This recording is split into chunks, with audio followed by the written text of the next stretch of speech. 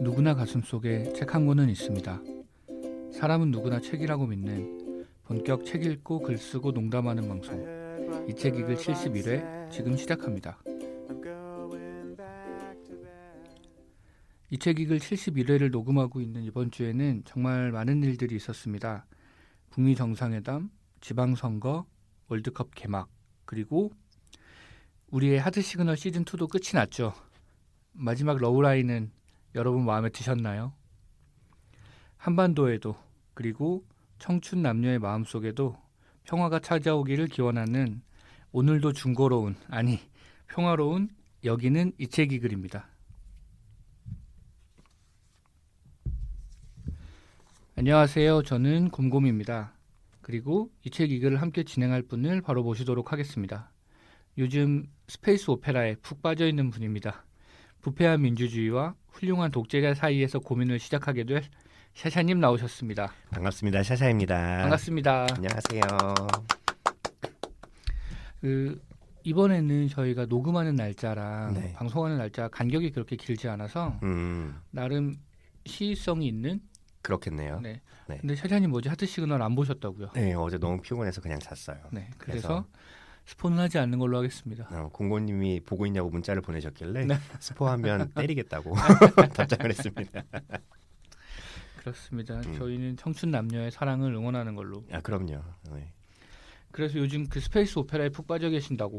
네, 요즘 저번에 공고님이 그게 아마 뭐 이주의 컨텐츠 이런 걸로 추천하셨던 건 아닌데 예전 시즌에서 추천한 적이 있죠. 아, 그래요? 네네. 그리고 요번에는 그거 있었어요. 내가 항상 곁에 두고 계속 읽는 책이 뭐냐에 네. 추천하셨던 그 은하영웅 전설. 네, 명작이죠. 줄여서 은영전인데 그거를 저도 보게 돼서 시작했는데 네, 보다 보니까 어마어마한 작품이더라고요. 이거 진짜 그렇습니다. 와, 진짜 막 입이 딱 벌어질 정도의 작품이었어요. 그래서 막 한창 몰입해서 읽고 있고 저는 삼국지를 읽었는데 네. 어쩌면 삼국지보다 더 대단한 작품일 수도 있겠다는 생각이 좀 들기도 하는 것 같아요. 그러면 저는 삼국지를 아직 안 읽었는데 네. 안 읽어도 되겠네요. 아니 뭐 꼭 그럴 것까지야. 아, 그래. 다 읽으면 좋죠. 삼국지도 그래요. 재밌으니까. 그렇습니다. 그럼 요즘에는 은하영웅 전설 읽는 거 말고 또 네. 어떻게 지내시나요? 그거 말고는 뭐 잘 지내고 있고요. 잠이 좀 부족해서 어제는 잠을 잤고 하트 시그널은 오늘 다시 볼 예정이고. 꼭 오늘 보세요. 네, 오늘 볼 거예요. 이게 하루하루 가면 그만큼 스포가 넘쳐날 거기 때문에. 맞아요. 네, 오늘 꼭 볼 거고요. 요 근래 좀 생뚱맞지만 그런 걸 찾았어요. 어떤 건가요? 제 장례식에, 그러니까 제가 죽었을 때 제 장례식에 틀고 싶은 음악을 찾았어요. 이거 약간 신해철님의 민물정화의 꿈 같은 그런 느낌인가요? 아, 그런가? 자기가 죽었을 때 장례식장에서 틀 노래 뭐 이런 느낌으로 말씀하셨던 것 같은데. 아, 그래요? 어떤 노래인가요, 샤샤님은? 저는 근데 물론 사람이 변하잖아요. 네. 한 5년 10년만 지나도 확 변하기 때문에 그치. 제가 진짜 죽을 때쯤까지 이 곡이 그러니까 제 마음속에 이 곡이 남아 있을 거라고 장담할 수는 없어요. 맞춰보고 싶다. 제가 알만한 노래인가요? 아마 모르실 거예요. 그러면 뭔가요? 근데 지금 이 순간에는 제가 그 곡을 마음에 두고 있었다는 의미로 이게 마이 케미컬 로맨스라는 그룹이 있어요. 나름 되게 유명한 그룹인데 네. 지금 해체했죠. 락 그룹이고 네. 그 그룹이 노래했던 Welcome to the Black Parade라는 노래가 있어요. 네. 그 노래가 너무 꽂혀가지고 그렇군요. 내 장례식 때 이걸 틀어야겠다 하고 생각을 하고 있습니다. 그렇군요. 저는 모르겠네요, 무슨 노래인지. 나중에 한번 기회가 되시면 들어보세요. 기본적으로 락이니까 굉장히 시끄럽고 막 엄청 그런 노래예요. 그래서 장례식장에서 그런 노래를 주구장창 틀기는 좀 부담되잖아요. 네. 좀 조용한 노래도 있어야 될 거 아니야. 되겠죠. 그래서 그걸 조용하게 커버한 버전도 있어요. 근데 우리나라 장례식장에서 노래를 트나요?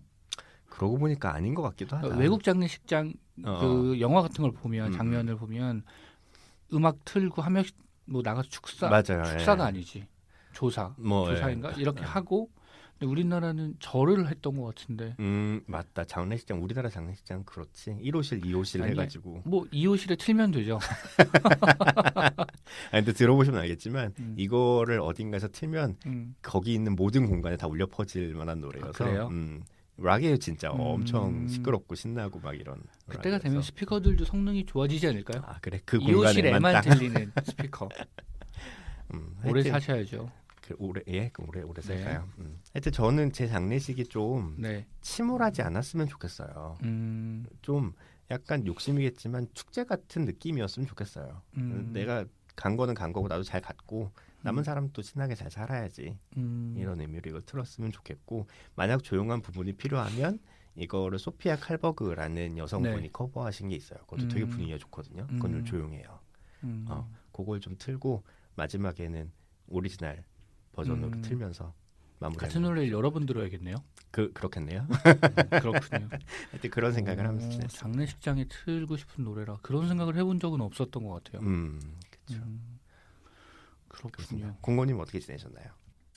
저는 아까 오프닝 때도 말씀드렸던 것처럼 요즘에 되게 여러 가지 일들이 있잖아요. 맞아요. 그래서 2018년 6월에 대한민국을 사는 사람들과 똑같이 이제 뭐 한반도 국제 정세와 세계 평화와 그리고 뭐 지방 선거와 그리고 월드컵은 잠깐 잊어버리고 있었어요. 그러니까 잊어버리고 있었는데 기억하지 않는 게 좋지 않을까 이런 생각도 약간 하면서 네. 그냥 그렇게 지내고 있습니다. 아직 대한민국의 경기가 나오진 않았으니까요. 그렇죠. 대한민국 경기는 이 방송이 나갈 때쯤에는 우리나라 첫 경기를 한 다음이겠네요. 아 그래요. 한번 예언해 볼까요? 우리도 예언이요. 이런 걸 예언을 하면 어떡하지? 스웨덴이랑 아마 월요일 날 9시에 할 거고요. 그때 경기 결과가 어떻게 될 것 같다. 이 방송을 들으시는 분들은 되게 어이없으시겠죠. 결과를 아실 테니까 지금 저희는 그 경기 이틀 전입니다. 지금. 네.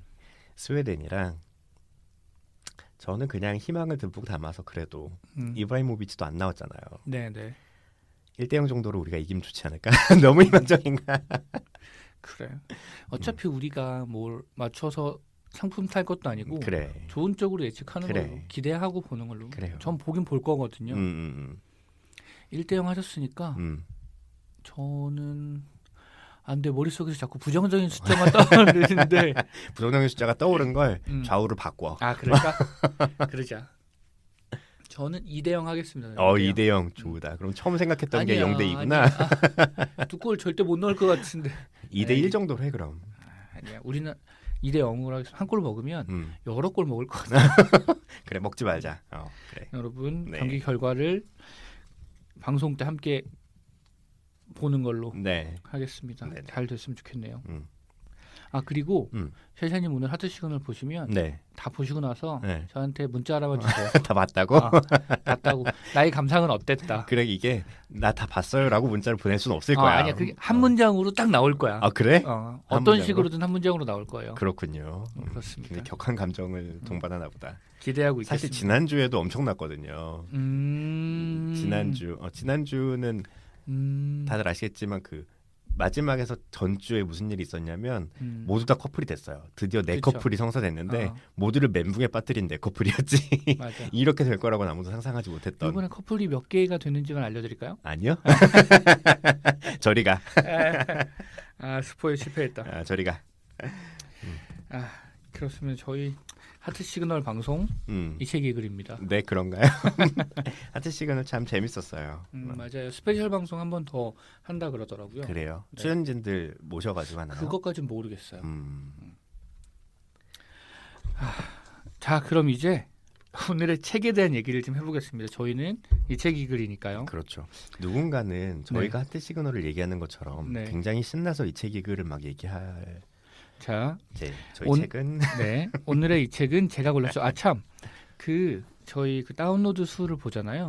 숫자를 막 얘기하기는 좀 그렇지만 여러분 생각보다 여러분 외롭지 않습니다. 많이들 들어요. 생각보다 많은 들으세요. 사람이 듣고 있다는 거를 꼭 기억해 주시고 외로워하지 않으셨으면 좋겠어요. 그래서 이번 방송 들어오면 저 물어봐야지 하고 꼭 생각했던 게 있어요. 여러분들이 메일을 굉장히 많이 보내주시려고 마음을 먹고 계신 건 제가 알아요. 그건 아는데 그 메일 중에 가끔 그런 거 써주셨으면 좋겠어요. 도대체 어디에서 보고 오시는지. 생각보다 너무 많이 들으셔서. 그러니까 저희 그 구독이 있잖아요. 팟빵 가시는 보면 구독이 있는데 그 구독자 수보다 더 많이 들으세요. 그렇죠. 훨씬 그럼, 많이 들으시죠. 그럼 분명히 어딘가에서 보고 오신다는 얘기거든. 그럼 어디에서 보고 오시는지 너무 궁금한 거예요. 저희는 저희 방송이 어디 노출되는지 몰라요. 저희. 그렇죠. 맞아요. 그래서 메일 광고라는 보내실 것도 때 아니고. 그러니까 어디서 보고 왔다, 우연히도 어디서 들었다 이런 거 음. 적어주시면 저희가 신기해하면서 방송에서 소개해드리겠습니다. 네, 꼭 보내주세요. 네네. 네. 그러면 이제 책에 대한 이야기를 해보도록 하겠습니다. 네. 오늘 이 책은 제가 골랐고요. 은유 작가님의 출판하는 마음이라는 책입니다. 네. 책에 대해서 간단하게 소개를 좀 해드릴게요. 네. 이 책은 책 뒷면에 있는 문장이 이 책을 잘 요약을 해주는데 이런 내용입니다. 책을 짓고 펴내고 알리는 겹겹의 마음들에 관하여 판권면에 숨겨두었던 젊은 출판인들의 속갯말이라는 문장이 써 있고요. 이 내용처럼 우리가 책이라는 그 상품이자 작품이 실제로 누군가가 써서 독자에게 전달되기까지 그 모든 과정이 있는데 그 과정에 참여하는 사람들이 이제 여러 가지 업무들, 일을 하는 사람들이 있잖아요. 네. 그 사람들을 은유 작가님이 한 분씩 만나서 인터뷰한 인터뷰집이라고 할 수 있습니다. 네. 저는 여기 서문에 있는 내용들이 좀 와닿았던 부분들이 있는데 네. 약간 이런 내용들이에요. 기획 의도가 누구나 궁금해하지만 쉽게 물어보지 못했던 직업에 관한 물음과 답을 통해 우리 시대 청춘에게 현실적으로 도움을 주는 직업 가이드를 제공한다. 그래서 저는 이 책을 읽으면서 실제로 뭐 편집자 아니면 뭐 제작자, 마케터 이런 분들이 실제로 무슨 일을 하는가에 대해서 좀 많이 알았어요. 맞아요. 저도 그랬어요. 네. 그리고 다음 기획 의도가 노동과 삶이라는 보다 본질적인 물음에 접근함으로써 독자들로 하여금 깊이 있는 사색의 시간을 갖게 한다. 이런 건데 그러니까 그 어떤 일을 하고 그 일에 대한 나의 태도는 어떠한가를 조금 많이 볼 수 있었던 그런 책이었습니다. 이 책은 출판계 종사자 10명을 인터뷰한 책이고요.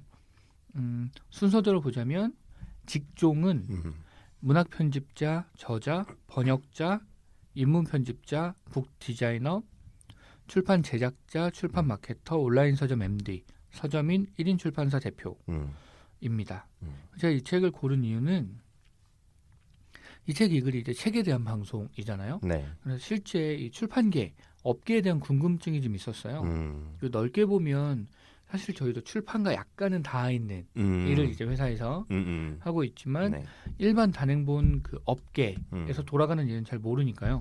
그래서 고르게 됐고 이 책은 처음에 서점에 가서 우연히 봤었는데 그때는 넘겨보고 이런 책도 있네 했다가 그 채널 예스에서 은유 작가님 인터뷰를 보고 나서 책을 한번 읽어봐야겠다 이런 생각이 들어서 고르게 되었습니다. 네. 그러고 예스24에서 안 사셨다고. 네. 전 책을 직접 사는 걸 좋아하니까요. 네네. 네. 그래요. 그리고 네. 여러분들이 혹시 이 책을 정말 골수 팬들은 아시겠지만 네. 저희가 책을 냈던 적도 있어요. 아 그렇습니다. 그러네. 맞아요. 여러분 저희가 독립출판으로 저희 글들을 모아서 한번 책을 냈던 적이 있고 네. 책이라고 말하기는 조금 민망하긴 하지만 스테이플러로 이렇게 찍은 그런 본으로 독립출판물이죠. 그렇죠. 독립출판물로 한번 이것도 글이라고 네. 라고 낸 적이 있었습니다. 볼륨 제로였나? 그랬을 거예요. 네. 그 혹시 궁금하신 분들은 메일로 말씀 주시면 보내드릴게요. 발송해드릴게요. 저희 몇 부라고 말씀드리긴 그렇지만 꽤 많은 부스를 찍고 우리 몇 부 찍었지 진짜? 전 기억나는데 진짜? 얘기하기가 좀 그러네요. 얘기하고 삐처리하자. 나 너무 궁금해. 그래? 100단인지 1000단인지 너무 궁금해. 저희 500부를 찍었습니다. 그랬구나. 500부를 찍었고 그리고 그러니까 이게 사실 무가지예요. 그리고 그래서 부지런히 이런 저런 곳 뭐 독립 서점들에 드리고 이러면 좋은데 저희도 이제 갈 시간도 없고 아니 드렸었어요. 초기에는 드렸지. 드렸었어요. 갈 시간도 지방에도 없고 막 보내드리고 그랬었어요. 거기에 적극적이지 않아서 꽤 많은 부스가 제 책상 밑에 남아 있습니다. 들면 박스가 되게 무거워요. 네. 그렇습니다. 필요하신 분들은 보내드리도록 하겠습니다. 네, 저 좀 보내주세요. 이렇게 얘기를 하시면 당연히 한 권이 가진 않고요. 한 10권 정도는 갈 거예요. 그렇습니다. 저희 재고 정리라는 게 있으니까요. 많이 네. 보내드리도록 하겠습니다. 네. 자, 샤샤님 출판하는 마음 어떠셨나요? 저 너무 재밌었어요.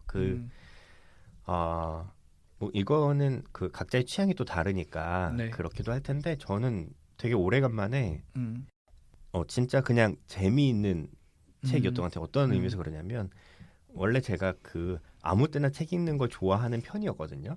밥 먹을 때도 옆에다 펴놓고 읽고 뭐 화장실 갈 때도 들고 가고 이런 거 되게 좋아하는데 요새는 잘 그러지 못했던 것 같아요. 근데 이 책이 되게 오랜만에 손에서 놓고 싶지 않은 책이었어요. 너무 재밌어서.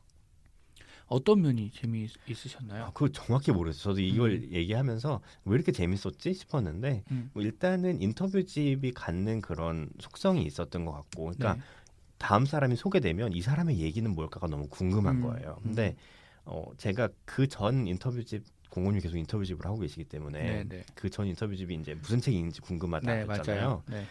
그 책을 읽을 때는 이 정도 감정까지는 아니었거든요. 근데 요거는 이 사람들이 하는 일이랑 정체성이나 이런 거에 더 맞닿아 있어서 그런지 너무 알고 싶은 거야. 이 사람의 얘기가 어떻고 이 사람이 하는 일은 뭐고 그래서 되게 재미있게 저는 읽었었어요. 그전 인터뷰집보다 훨씬 재미있게 읽었었고 손에서 놓기가 아까울 정도로 그래서 금방 읽었던 책이었어요.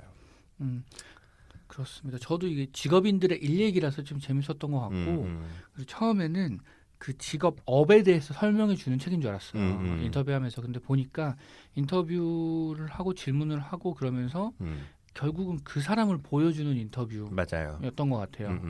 그 사람의 역사나 뭐 히스토리에 대해서 좀 얘기를 하고 있고 그래서 그런 것들이 재밌어서 어떤 부분에서는 살짝 그런 느낌이 들기도 해요. 이런 것까지 알고 싶진 않은데 이런 느낌이 살짝 들기도 하는데 읽다 보면 다 좀 재미있는 결국에는 그런 느낌이었어요. 그렇습니다. 그리고 궁금했는데 진짜 몰랐던 것들을 많이 알게 된 부분도 저도 많이 그런 거 좀 있었고. 있어요. 그래서 더 처음 몇 번에 그런 것들이 나오니까 얘기를 읽다가 이런 거였어? 재밌다 이게 있으니까 그 다음 직종이랑 사람이 나오면 빨리 알고 싶은 거야. 이 사람 또 어떤 이야기가 있지? 이건 또 어떤 이야기지? 그래서 되게 재밌게 읽었던 것 같아요. 그렇군요.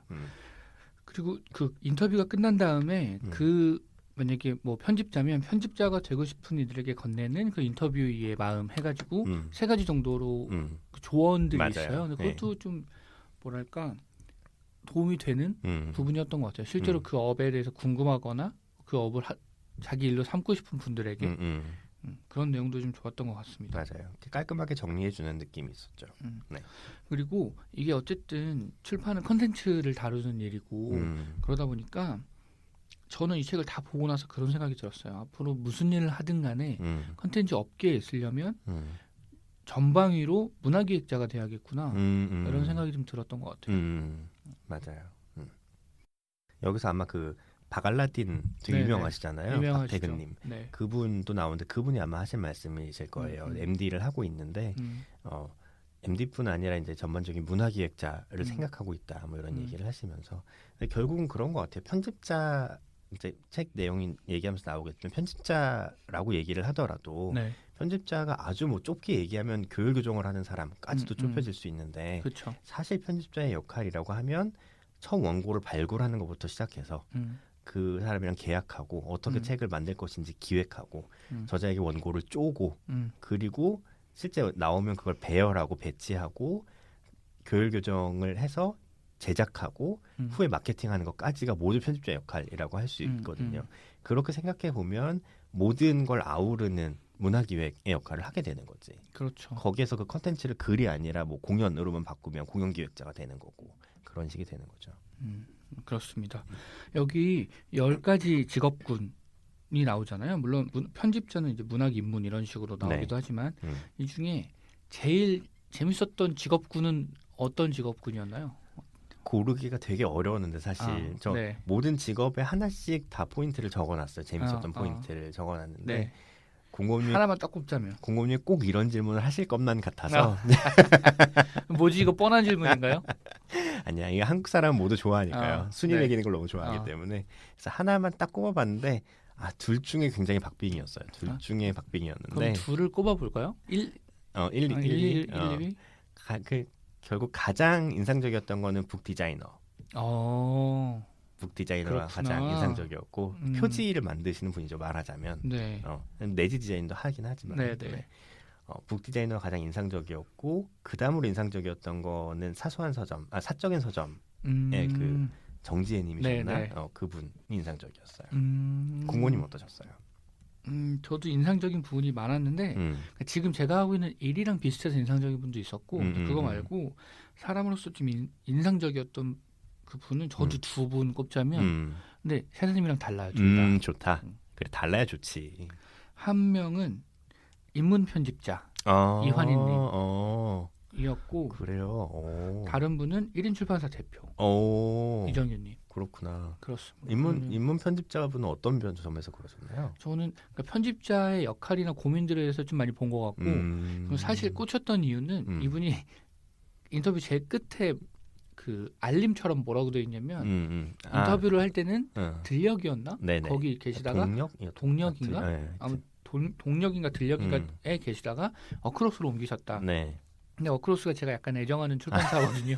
그렇구나. 그래서 마음이 좀 가는 게 있었고 1인 출판사 대표 이분도 그 전반적인 고민들을 다 볼 수 있어서 좋았는데 좀 그런 것 같아요. 뭔가 신기한 이분이 제일 처음에 편집자 출신이라서 편집했던 책이 쿠오바디스 한국 경제인데 제가 그걸 사서 읽었거든요. 진짜? 그리고 이분이 제일 마지막으로 회사에서 편집한 책이 그 엄기호 저자의 이것은 내 청춘이 아니란 말인가 그것도 사서 읽었어요. 저도 그거 읽었어요. 되게 인상적으로 읽었어요. 되게 저도 인상적으로 읽어서 이렇게 좀 좋았던. 저도 그 부분에서 눈이 좀 딱 띄었어요. 이거 편집하신 분이었어? 하면서. 저는 쿠오바디스 한국 경제는 몰라 이렇게 얘기하면 좀 그렇지만 되게 좋아하지는 않았거든요. 이유는 글이 별로라기보다 아마 여기저기 칼럼처럼 연재했던 글을 묶은 거라서 처음부터 끝까지 관통하는 하나의 맥락이 아니었던 걸로 저는 기억해요. 그래서 그러니까 그분의 책으로 근데 그 쿠오바디스 한국 경제를 쓰신 분의 책으로 학교에서 공부했거든요. 그분이 아마 경영 쪽 교수님이실 텐데 미시경제학이었나 아무튼 그런 걸 했던 것 같은데 아무튼 그랬던 기억이 나서 좀 반갑기도 하고 좀 인상적으로 봤습니다. 다분히 개인적인 이유시네요, 둘 다. 내용도 좋았어요. 그래요. 네. 그렇지. 맞아요. 그렇습니다. 그러면 인상적이었던 내용들 간단하게 한번 얘기해 볼까요? 네. 저는 인상적이었다고 말한 분부터 얘기를 할게요. 안 그러면 순서대로 얘기해야 되기 때문에 순서대로는 너무 뻔하잖아. 그래서 그 북 디자이너 이경란 님에 대해서 얘기를 먼저 하면 근데 내지 디자인에 대해서는 많이 나와 있지는 않았어요. 네, 저는 내지 디자인도 굉장히 중요하다고 생각하는데 이분 지금 이제 독립해서 외주를 주로 받는 입장이시고 그런 입장에서는 주로 표지 디자인을 의뢰를 받으시는 것 같아요. 그래서 표지 디자인에 대해서 얘기를 많이 하셨고 근데 저는 내지도 굉장히 중요하다고 생각해요. 그 볼 때는 별 생각 없이 보겠지만 사실은 글자 폰트부터 글자 포인트 그리고 글자 간격, 줄 간격 그리고 여백 그리고 아래 그 나타내는 그 쪽 번호하고 그 옆에 뭐라고 쓸 것인지 안 쓸 것인지 이런 것도 다 고민해서 들어가는 거거든요. 이게 눈에 안 걸리고 별 생각 없이 봤다면 잘 된 거야. 잘 된 거야 사실은. 맞아요. 그렇습니다. 최적의 가독성을 고려해서 하는 거예요 사실. 그리고 뭐 어느 페이지에 배경을 깔 것인지 말 것인지 몇 도로 할 것인지 이런 거 다 기획하는 거긴 한데 그런 것도 굉장히 중요하다고 생각하고요. 그리고 이경란 북 디자이너님은 가장 인상적이었던 건 그거였어요. 본인이 하는 일을 뭐라고 정의하셨냐면 직관을 은유로 나타내는 작업이다 이렇게 정의하셨거든요. 맞아요. 이게 되게 잘 정리한 것 같은 거야. 책 표지를 봤을 때 그러니까 이분은 책 내용을 보고 직관적으로 드는 어떤 느낌이 있는 거지. 이게 북유럽 사람이 쓴 무슨 스릴러 소설이다 그러면 그거에 대한 느낌이 있는 거야. 근데 그거를 사람들에게 어떻게 전달할 것인가. 책을 내용을 보기 전에는 모르잖아요. 그렇죠. 근데 우리가 표지만 보고도 어떤 느낌은 들잖아. 근데 그때 드는 느낌이 본인의 내용을 보고 들었던 그 느낌이랑 일치하면 좋겠는 거지. 그래서 그 내용에 대한 직관을 사람들이 알 수 있는 은유로 풀어놓는 과정이라고 얘기한 게 너무 인상적이었어요. 그래서 사람들이 보고 이건 북유럽 사람이 쓴 스릴러 소설이다 같은 감정을 가졌으면 좋겠는 거지. 그거를 훌륭히 해내는 분인 것 같아서 되게 인상적이었어요. 저도 느낀 게 북디자인이라는 그러니까 표지 디자인이라는 부분이 사람 눈에 바로 보이는 결과물을 만들어내는 일이잖아요. 그래서 되게 한편으로는 되게 보람 있고 되게 무서운 일이겠구나 이런 생각도 좀 들었어요. 그쵸. 저도 이분이 얘기했던 작품들 표지를 찾아보면서 읽었거든요. 검색하면 이제 바로 나오니까 그 우유인지 물인지가 쏟아지는 그 그림이 있는 표지도 찾아봤고 이 북유럽 감성이 아까 그 스릴러 제작도 네. 찾아봤어요. 근데 정말 쉬운 일 아닐 것 같다는 생각이. 진짜 어렵죠. 저는 이미지랑 굉장히 거리가 있는 인간이라서 정말 더 좀 대단하게 보였던 작업이었던 것 같아요. 저도 이미지랑은 되게 거리가 멀지만 약간 이런 거 비슷한 걸 느낀 거는 저도 그런 거 있어요. 옛날에 네. 옛날에 제가 이 책 이글 편집할 때 그때 이제 저희 이 글에다가 배경 음악을 입혔었잖아요. 그게 되게 어렵더라고요. 그러니까 그 글이랑 느낌이 비슷한 음악을 입혀야 될 거 아니에요. 그쵸. 근데 그것도 비슷한 고민인 것 같아.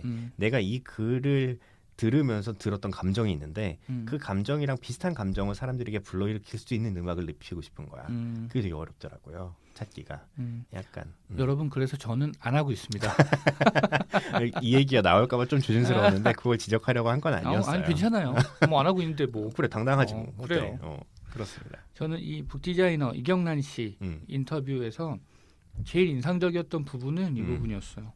179페이지에 보면 짧은 문장인데 제일 아래쪽에 남의 것을 많이 봐야 하는 시기가 있고 모든 걸 끊어내는 시기가 있는 것 같아요. 이 얘기를 제가 아내한테 많이 듣거든요. 아 진짜?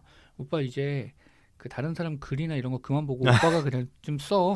막 이런 얘기를 많이 들어서. 그렇구나. 이런 시기가 있는 것 같아요. 어느 순간이 되면 더 이상 눈에 안 들어오는 시기도 있고 나한테 이런 그러니까 인풋이 너무 넘치면 사실 아웃풋이 오히려 안 나오는 경우도 있고 그랬던 것 같아요. 좀 공감하면서 봤던 내용이었습니다. 공고님 볼 만큼 보셨구나. 충분하구나. 그런가? 그렇다기보다 그런 거지. 보기만 하네? 이런 느낌? 그렇구나. 그래요. 저는 이분 얘기 중에 또 하나 인상적이었던 거 그거 있어요. 좀 그 흔히 인터넷에 유머로 많이 돌아다니는 건데. 맞아요. 뭔지 알아요. 저도 인상적이었어요. 그죠. 디자이너들한테 특히 많이 이런 부탁들을 하는 것 같아요. 근데 이분은 좀 표현을 아주 신랄하게 하진 않으셨어요. 제가 보기에. 맞아요. 정말 신랄하게 하려면 모순되는 걸 계속 배치해놔야 되는데 그치. 그렇게는 안 하시고 무슨 얘기인지 아실 거예요. 이렇게 얘기하셨거든요. 이런 요구를 하는 분들이 있는데 그냥 쌈박하게 해달라거나 심플하지만 고급지게 엣지 있지만 튀지 않게 친근하지만 무게 있게 화사하지만 복잡하지는 않게 뭐 이런 부탁을 하시는 분들이 있는데 이런 부탁을 받으면 본인도 난감하고 본인이 생각하기에 이런 부탁을 하는 이유는 사실 하나다. 본인도 잘 몰라서 그러는 거다. 본인이 맞아요. 이 책이 어떤 책이고 어떤 느낌을 가졌으면 좋겠는지에 대한 확신이 없기 때문에 그런 거다. 그래서 사실 이럴 때 정답은 저는 정답을 얘기해 주는 것도 되게 좋았어요. 이럴 때 정답은 왜냐하면 이분이 전문가잖아요. 이분이 책의 그런 내용들과 느낌을 어떻게 이미지화할 것인가에 대한 전문가인 거야. 그래서 이럴 때는 나한테 그냥 맡겨줬으면 좋겠다. 디자이너님이 알아서 해주세요라고 일단 그렇게 얘기하시더라고요. 저는 같이 일하는 사이에서 이게 가장 좋은 것 같아요. 서로 다 전문가라서 이 부분은 그냥 너한테 맡길게. 나는 사실 잘 몰라. 그래 사실 잘 몰라라고 얘기할 수 있는 게 신뢰지.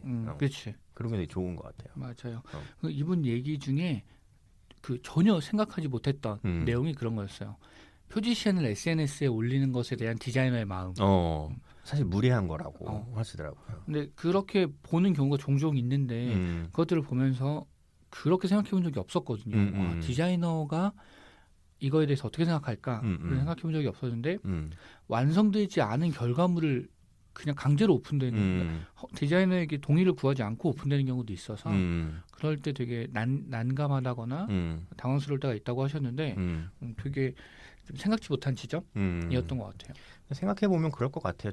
저희는 아니고 제가 하는 작업을 감히 여기에 완성도에 비할 건 아니지만 저도 글을 쓰잖아요. 네. 매주가 아니라 이 책 이걸 할 때마다 글을 네, 쓰는데 글을 쓰면 당연히 초고를 쓰고 몇 번 퇴고를 하면서 하잖아요. 그렇지. 초고를 막 싸질러 놨을 때 그게 공개된다고 생각해봐. 맞아. 그런 거지. 그래도 아무리 그래도 내가 물론 글을 잘 못 쓰지만 완성된 글은 이거보단 나을 텐데 그치. 이걸 이렇게 공개하면 어떡해. 이런 느낌이 들겠지. 그렇습니다.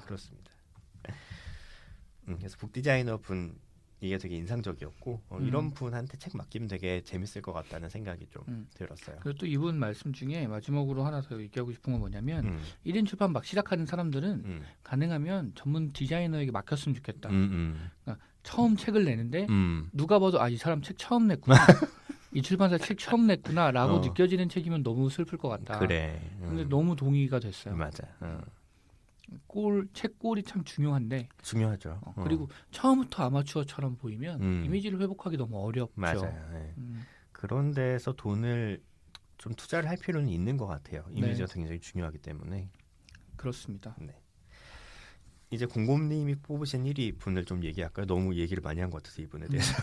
네, 그럼 저는 그 1인 출판사 네. 대표님에 대해서 얘기하면 좋을 것 같은데 그 아까 말씀드렸던 것처럼 이분이 편집한 책을 제가 좀 읽었어요. 네. 그래서 조금 더 마음에 가기도 했고 314페이지 보면 이분이 그 코난북스 대표님인데 네. 회사 이름을 지으려고 고민할 때 곰곰도 후보 중에 있었다. 맞아요. 이런 걸 보고 좀 더 친근감이. 근데 곰곰이 있다 그러더라고요. 곰곰이 있다 그래서 제가 뭐지 이분 이 책 읽을 들으셨나?라고 생각해서 한번 찾아봤어요. 코난북스의 설립일을. 하지만 찾아봤더니 코난북스는 2014년에 창업을 했고 네. 제가 곰곰이란 닉네임을 쓴 건 2015년부터니까 당연히 나는 아닌 걸로. 그랬군요. 네, 사람이 이렇게 자아가 비대해지면 안 돼요. 곰곰 출판사라는 출판사가 있나 봐요. 그건 모르겠어요. 여기 보면 곰곰으로 뭐 활동하는 분이 있다고 했던 것 같아요. 그렇군요. 그리고 또 좋았던 게 이분이 이제 편집자니까 이 사람이 처음 했던 그 출판 기획안이 이런 거였다 그래요. 317페이지에 있는데 지식의 편집이라는 키워드로 사람들은 어떻게 지식을 얻고 어떻게 가공해서 아웃풋을 내는가에 관한 책. 이를테면 지금까지 200여 권이 넘는 책을 낸 강준만은 도대체 저 정도 다작을 하려면 어떻게 자료를 정리하지? 어떻게 기억하지? 서평가 금정현이 그래서 인용을 잘하는데 어떻게 저장하지? 같은 질문에 대답하는 책. 이걸 읽자마자 나 바로 사자. 그러니까. 이런 생각을 했었어요. 자료의 수집과 정리, 분류 이런 거 되게 좋아하시죠? 그렇습니다. 저 매우 좋아합니다. 이분 글들에 저는 이런 툴을 써요 이런 거 있으면 아마 장난 아닐 거고 진짜 좋아할 맞아요. 거고. 어떤 툴을 어떻게 활용해서 나는 이렇게 체계적으로 정리하고 있다. 그런 책이 있으면 바로 살 텐데. 보통 이런 거 많이 하시는 분들은 요새는 모르겠는데 한참 옛날에는 에버노트 그렇게 많이 쓰지 않으셨나요? 맞아요. 저도 에버노트 돈 내고 쓰고 있는데 에버노트는 한계가 좀 있어요. 너무 무겁고. 맞아. 저도 무거운 게 좀 그랬던 것 같아요. 사용자 경험이 쾌적하지 않아. 맞아요. 그리고 표나 전 표를 되게 좋아하는데 표 기능이 좀 약해요. 표 기능이 약하면 안 되지. 안 되지. 그래서 구글 시트는 모바일로 쓸 때 단점이 많아서 나중에 한번 정리해서 제가 따로 말씀을 드리도록 하겠습니다. 근데 어떤 시트든 모바일로는 단점이 있지 않을까? 그렇긴 한데 예를 들자면 한 셀 안에서 왜 우리가 컴퓨터로 쓸 때는 뭐 컨트롤이든 뭘 누르고 엔터를 누르면 줄바꿈이 되잖아요. 네네네. 모바일에서는 줄바꿈이 아예 안 돼요. 아예 안 돼요. 그리고 모바일에서는 막 이렇게 글자를 쳐요. 셀 안에서. 그리고 마침표를 찍어요. 그리고 또 이어서 치면 한글이 깨져요. 네? 막 이런 것들, 그렇구나. 이런 디테일한 문제들이 있어가지고 불편하지만 열심히 쓰고 있습니다. 그렇군요. 네. 이분이 하신 말씀 중에 또 되게 인상적이었던 게 뭐냐면 325페이지에 출판사가 소규모라서 관리 업무는 상대적으로 수월한 편이다. 이유가 뭐냐면 관리 때문에 힘들어질 만큼 꼼꼼히 하지 않는 게 비결이라고. 이 무슨 현명함인가 이런 생각이 좀 들었어요. 엄청 현명하시지. 어차피 그렇게까지 규모가 크지 않으니까 어마어마하게 꼼꼼하게 관리하지 않고 문제가 생기면 그때 처리한다. 아니 진짜로 현명한 걸 수 있어요. 전 너무 현명하다고 생각해요. 그거랑 약간 비슷한 지점이 저는 거기도 있었어요. 홍한별님이 계신데 번역자님이시거든요. 번역자님이신데 이분이 한 얘기 중에 그게 있었어요. 그 살림이랑 번역이랑 육아 세 가지를 동시에 해야 될 때 되게 어렵고 울화가 치밀 때가 있었다. 왜 이걸 내가 다 해야 하나 회의가 들고. 근데 그 끝에서 자기가 찾은 해답은 다 대충 하면 된다. 셋 모두 대충 하면 된다. 셋이 서로가 서로에게 핑계가 되어준다. 이런 깨달음을 얻으셨다고. 진짜 인생의 고수들이 여기저기 많아요. 그러니까. 아니 근데 이게 진짜 우스개가 아니라 맞는 것 같아요. 그거를 모두 다 완벽하게 하려고 하면 첫 번째로는 되지가 않아요. 불가능하고 두 번째로는 자기만 괴로워. 안 되니까. 그래서 대충 하는 게 답이에요, 사실은. 포기하면서, 타협하면서. 그렇습니다. 그렇습니다. 그래서 요 근래에 제가 본 책 표지 중에 공원께 보내드렸었는데 진짜 확 이렇게 다가온 표지가 있었는데 하마터면 열심히 살 뻔했다라는 책이 나왔어요, 요 근래에. 옹진 지식하우스에서 나왔는데 표지만 봐도 통쾌해지는 게 있어요. 한번 찾아서 보시면 재밌을 거예요. 아, 네, 맞아요. 그 너무 인상적이었어요. 하마터면 열심히 살 뻔했다라는 제목과 함께 한 그 카툰 만화로 되어 있는데 한 남성분이 등에 고양이를 얹고 반나체로 이렇게 엎드려 계신 장면이 있는데 보기만 해도 너무 좋아. 평화롭다. 하마터면 열심히 살 뻔했네 이런 느낌으로 그런 게 있었습니다. 저희 좋았던 내용들 이분도 참 많은데 그래도 우리 10분이나 되니까 이제 한 분씩 한 개, 2개 정도만 그럴까요? 빠르게 좋았던 내용을 해볼까요? 저는 서문에서 너무 좋았던 내용이 있어가지고 한번 말씀을 드리자면 네. 6페이지에 있는데 이런 문장이었어요. 뭐 프랑스 경제학자 세이라는 사람이 분석했다는 내용인 것 같은데 거대한 시스템의 하나의 부속으로 끼워져 파편화된 노동을 수행하고 살아가는 현대인들은 자기 맡은 바 책임을 다할수록 총체적 삶에는 무능해지고 만다. 그리고 무능과 무지는 필연적으로 무례와 불통을 낳는다. 너무 인상적이었어요. 그런 느낌이 들 때 있거든요. 내 앞에 주어진 태스크만 처리하느라 중요한 프로젝트에 대한 감이 사라지고 있다는 느낌. 그리고 일적인 부분만이 아니라 실제 정말 내 인생을 내가 핸들링하거나 컨트롤하지는 못하고 있다는 느낌이 좀 강하게 들 때가 있죠.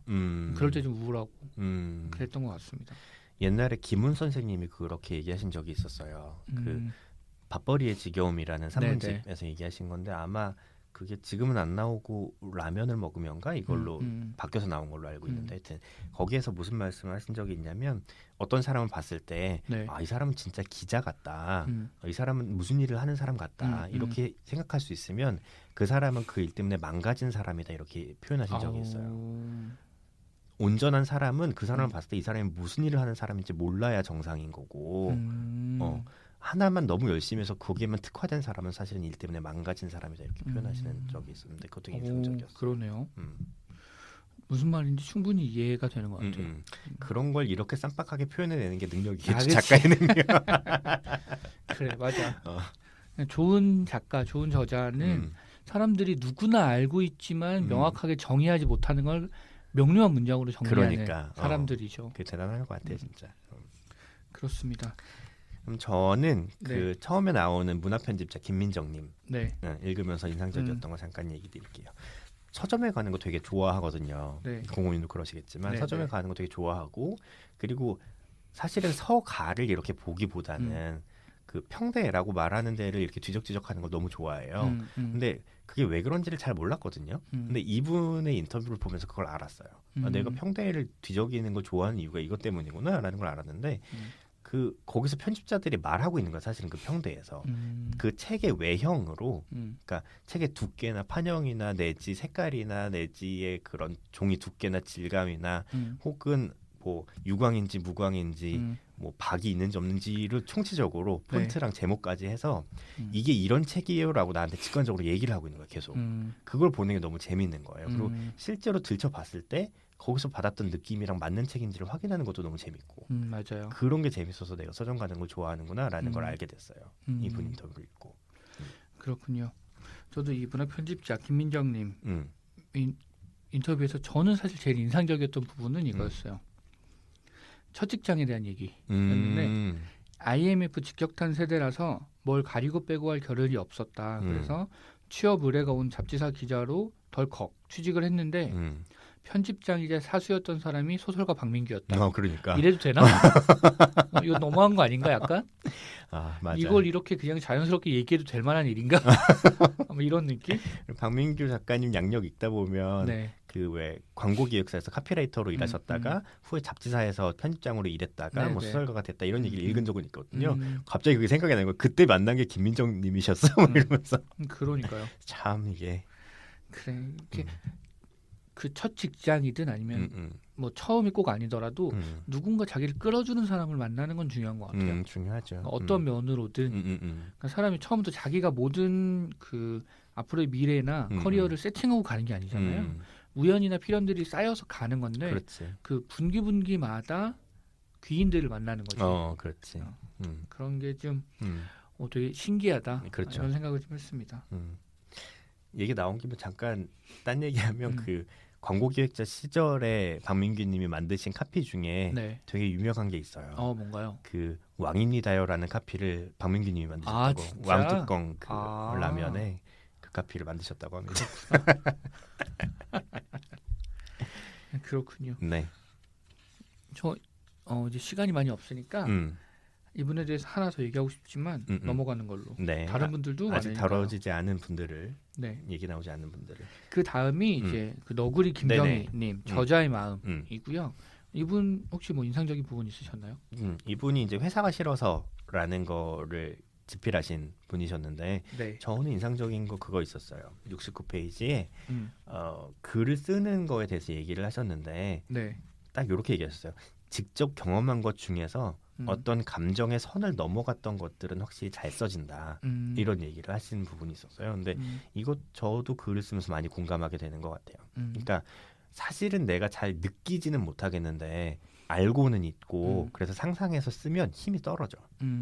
그거를 상상해서 쓰더라도 네. 내가 공감할 수 있고 그거 감정을 완전히 느끼면 확실히 쓰는 힘이 좀 더 있는 것 같아요. 전달력도 그렇고. 아마 보는 사람들도 느끼겠지. 그래서 똑같은 얘기를 하고 있는데도 왠지 겉도는 것 같은 문장이 있고 왠지 심정을 후벼 파는 것 같은 문장이 있고 그런 것 같아요. 그래서 글에 그 글쓴이가 들어가 있을 수밖에 없는 것 같아요. 맞아요. 예. 뭘 쓰든지 들어가 있을 맞아요. 수밖에 없어. 소설을 쓰더라도 그게 꼭 본인의 정확한 뭐 경험이나 이걸 표현하는 게 아니겠지만 소설의 화자랑 작가는 다르니까요. 네. 어떤 식으로든 작가가 녹아 들어갈 수밖에 없는 것 맞아요. 같아요. 그리고 사람들이 겁내는 글쓰기를 겁내는 지점이 거기에도 있는 것 같아요. 맞아. 내가 너무 드러나는 것 같은 게 무서운 부분이 좀 있어요. 맞아요. 누구도 그런 작업을 하진 않으시겠지만 사실은 샤샤가 여태까지 썼던 이 글들을 다 모아서 분석해 보면 샤샤가 어떤 사람인지 대충 알 수 있을 거야. 맞아, 그럴 수 있어. 누구도 그런 작업을 하지 않으시는 게 참 다행이라고 생각합니다. 근데 저는 이 너구리 김경희님 인터뷰에서 인상적이었던 부분은 여기였어요. 68페이지에 이게 다 너구리의 행동력 때문이다. 그러니까 이분이 책을 펴낸 것에 대한 얘기예요. 과연 쓸 수 있을까? 써도 되나 묻지 않고 무작정 써낸 그 글들이 한 권의 책으로 묶였다. 그런 거죠. 이게 생각은 누구나 많이 하잖아요. 우리도 이제 생각하고 생각에 대한 이야기들도 많이 하고 근데 생각한 것들을 직접 작업이나 노동을 통해서 결과물로 만들어서 그것을 배포하거나 이렇게 다른 사람들에게 전달할 수 있을 만한 형태로 만들어내는 것이 실제로 그게 제일 중요하다는 생각이 같이 좀 들었어요. 맞아요. 그게 쉽지 않죠. 그게 그 마케터 문창훈님의 글에서도 저는 비슷한 걸 좀 느꼈는데 네. 거기 보면 이제 마케터가 가서 이제 서점 MD랑 많이 딜을 할 거 아니에요. MD는 여기서는 바칼라디님이 나오셨었고 네네. 두 분이 같이 얘기를 하진 않으셨지만 그래서 문창훈 마케터님이 이제 갔을 때 MD랑 마케터 간에 이제 좀 신경전 같은 게 있을 때가 있는데 자기가 생각하기에 그 신경전의 가장 주된 이유는 그건 것 같다. 편집자나 마케터가 이제 가서 얘기할 때 주로 놓치기 쉬운 게 그런 거라는 거야. 이 책 정말 좋은 책이에요 해서 끝난다는 거야. 그러면 MD로서 답답한 게 그래서 뭘 어떻게 하고 싶은데 그러니까 답답하다는 거지. 아니면 아주 좀 노련한 마케터들이 놓치는 지점은 우리는 이 작품을 이런 프로모션을 하고 이렇게 해서 이렇게 홍보할 거예요 해서 끝난다는 거지. 그래서 이 책이 정말 좋은 책이야에 대해서는 얘기하지 않고. 그거 그 바갈라디님 인터뷰에서 나온 것 같아요. 아 그래요? 뭐 중요하진 않지만. 네. 어쨌든 하여튼 그 둘 다가 있어야 된다는 거지. 이 책이 맞아요. 정말 좋은 책이에요와 그래서 이 책으로 어떻게 할 거예요. 그러니까 마음이랑 실행 계획이 둘 다 있어야 된다는 거지. 그래서 저도 이걸 보면서 딱 들었던 생각이 운동을 좀 해야지라는 마음으로는 전혀 충분하지가 않다라는 생각을 운동을 좀 해야겠어라고 하고 있으면 10년이 가도 아무 일도 일어나지 않을 거다라는 생각이 들었어요. 네, 저는 거기서 한 발 더 가서 헬스를 끊었어요. 오. 그리고 헬스를 끊는 것만으로는 충분하지 않다. 뭐 어디까지 가야 충분한 거지 대체? 헬스장에 가야지. 돈을 버리는 것만으로는 충분하지 않다. 나는 그 정도면 될 줄 알았는데. 그렇지. 그러면 내가 움직일 줄 알았는데 그러니까. 생각처럼 잘 움직여지지 않더라. 이게 참 어려운 것 같아요, 네. 진짜. 오늘은 꼭 가도록 하겠습니다. 네, 다녀오십시오. 그러면 이제 다음에 홍한별님 네. 번역자이죠. 번역자의 마음. 네. 이분이 그 나는 가해자의 엄마입니다. 번역한 분이고, 네. 전 나는 가해자의 엄마입니다. 아직 읽어보진 않았는데 아내가 먼저 읽어보고 좋다고 저보고 읽어보라고 추천해준 책이었어요. 그래서 읽고 싶은 책 중에 하나인데 그런 분을 만나서 좀 반가웠고, 근데 저는 사실 뭐 여러 가지 그 직업에 대한 일이 되게 많이 와 닿았던 부분이 있는데 하지만 그 중에서도 가장 인상적이었던 부분은 여기였던 것 같아요. 96페이지에 보통 두께의 단행본이 200자 원고지 1000매 안팎이라고 할 때 그의 경우 2달에 한 권을 마치면 400만 원을 받는다. 한 달로 치면 200만 원 정도고 만약 3개월이 걸리면 월 수입은 줄어든다. 실질적인 번역가의 수입. 이분의 그 인터뷰 내용을 보면 계속 그런 얘기가 나와요. 돈을 생각하면 번역자는 할 수 없다. 그러니까. 사실 번역이 굉장히 중요하고 어려운 일이고 그렇죠. 실제로 이제는 인공지능이 번역이 되잖아요. 구글이 구글 인공신경망 번역이 앞으로는 그 인터넷 연결 없이 될 거라고 해요. 얼마 안 걸린다는데 며칠이라고 그랬던 것 같은데 아무튼 빠른 시일 내에 인터넷 없이도 그게 가능하다. 어떻게 가능하지? 모르겠네. 그렇게 된다고 하더라고요. 근데 그렇더라도 실제로 번역 잘하는 직업이 줄어들진 않을 것 같거든요. 저도 그러니까 절대 안 역할이 생각해요. 예. 근데 이제 그 업에 종사하는 사람 수가 줄어들 수는 있겠지. 중요도는 뭐 줄어들지 않더라도 아무튼 하지만 돈을 벌 수 없는 직업이다. 라는 게 되게 좀 아프게 왔던 것 같아요. 근데 그렇게 되면 오히려 역설적으로 조금 번역에 대한 단가가 올라갈 수도 있지 않을까 싶어요. 그러니까 그냥 평이한 대충 해도 되는 것들은 구글 통해서 대충 알아듣고 그게 아니라 정말 공들인 번역에 필요한 것들은 좀 괜찮은 사람에게 맡기게 되면서 단가가 올라가지 않을까 하는 생각도 조금 들고 근데 진짜 이게 번역이 되게 어렵고 중요하거든요. 사실 제가 요새 개인 블로그에다가 네. 팝송 가사를 번역하고 있어요. 몇 개를. 왜 그러냐면 아까 소개해드렸던 웰컴 투 더 블랙 퍼레이드가 너무 인상적이어서 그거 가사를 내가 번역해봐야지 라고 시작해서 하다 보니까 재밌더라고요. 어렵긴 엄청 어려운데 되게 재밌어요. 약간 옛날에 그 팝스 잉글리시 뭐 그런 거 있지 않았나요? 몰라 그런 거. 굿모닝 팝스였나? 다행히 난 정말 들어본 적이 없어. 굿모닝 팝스 너무 옛날인가? 다행히 나는 정말 들어본 적이 없고 공고님 왜 이런 얘기를 하는지 1도 모르겠어요. 하여튼 그렇게 하다 보니까 정말 재밌고 매력적인데 겁나 어려워요 진짜. 그래 어려울 것 같아요. 왜냐하면 또 노래 가사는 명확하지가 않거든. 다분히 중의적으로 해석되라고 해놓은 가사들이에요. 그래서 그런 거 번역하는 게 되게 어려운데 책도 마찬가지일 거 아니야. 문학으로 가면 갈수록 이게 누가 봐도 I am a boy 같은 문장은 아닐 거란 말이지. 그런 걸 번역하는 건 되게 어려워요. 맞아요. 더구나 문장이 그냥 뜻을 해석해 놓는 것뿐 아니라 뉘앙스까지 살리려면 정말 어렵거든요. 그런 작업들을 해내고 계신 게 되게 대단하고 그거에 비해서 단가가 너무 싸다. 맞아요. 그런 생각이 좀 들었어요. 이분 그 번역에 대한 얘기하시면서 만약에 어떤 물건을 들었다, 뭐 테이블에 있는 걸 뭘 들었다라고 할 때 그 물건이 무엇인지를 꼭 알아야 한다. 그렇지. 그래야 번역할 때 들었다, 집었다, 뭐 이런 것들을 결정할 수 있다. 이런 디테일에 대한 얘기도 좀 인상적이었어요. 그렇지. 그게 되게 중요하죠. 왜냐하면 아까 그 표지도 그렇지만 글도 사람의 감정을 불러일으키는 거기 때문에 그냥 정보를 전달하는 걸로는 부족해요 사실은. 그렇죠. 그래서 집었다가 들었다가 그 전달하는 감정이 다르니까 그런 거지. 그렇습니다. 저는 이분 얘기 중에 번역에 대한 얘기도 되게 흥미롭게 잘 읽었지만 역시 육아에 대한 이야기가 마음에 닿더라고요. 그렇군요. 113페이지에서 그런 얘기 하시거든요. 육아는 아이를 내려놓는 과정이다. 이렇게 얘기하시더라고요. 또 본인이 작업하신 나는 가해자의 엄마입니다. 그 책의 영향이 또 많이 있겠지만 아이는 부모가 원하는 대로 되지 않는다. 그리고 자기가 이걸 받아들일 때 혹시 내가 아이를 이걸 핑계 삼아서 방기하는 건 아닌가 하는 죄책감이 좀 있었는데 지금은 그것마저 내려놓았다. 이렇게 얘기하시더라고요. 근데 그게 항상 있을 것 같아요. 저도 기본적으로는 아이에게 많은 터치를 하지 않아야 된다. 하는 것은 소용없다. 둘 다 지지하는 입장이거든요. 해봤자 내가 원하는 대로 되지도 않고 하는 게 오히려 아이에게 좋지 않을 거고. 근데 한편에서는 계속 그게 있어요. 내가 조금 더 푸시해주면 아이의 잠재력을 개발하고 잘 사는데 도움이 되지 않을까? 내가 이거를 하지 않아서 어쩌면 내 책임을 회피하고 있는 건 아닌가 이런 그 생각이 항상 들거든요. 네. 실제로 그래요. 아직은 뭐 애기라서 좀 그렇지만 좀만 커도 한글을 조금 더 일찍 떼주면 내가 얘에게 좋은 일을 하는 게 아닐까? 뭐 명어를 좀 더 일찍 떼주면 수학을 가르쳐주면 이런 생각이 계속 들 것 같거든요. 근데 이분 얘기는 그런 죄책감마저 내려놓아야 된다라고 그러시더라고요. 그래서 되게 인상적으로 읽었어요. 이게 확실히 같은 책을 읽어도 그러니까 자기의 상황에 따라서 그렇습니다. 저는 육아 쪽에는 밑줄 하나 없어요. 그렇지, 그럴 것 같아. 이런 내용이 있었나 싶을걸요 아마. 아이고. 자, 그럼 다음은 이환희님, 인문 편집자의 마음이고요. 네. 이분 인터뷰에서는 어떤 부분이?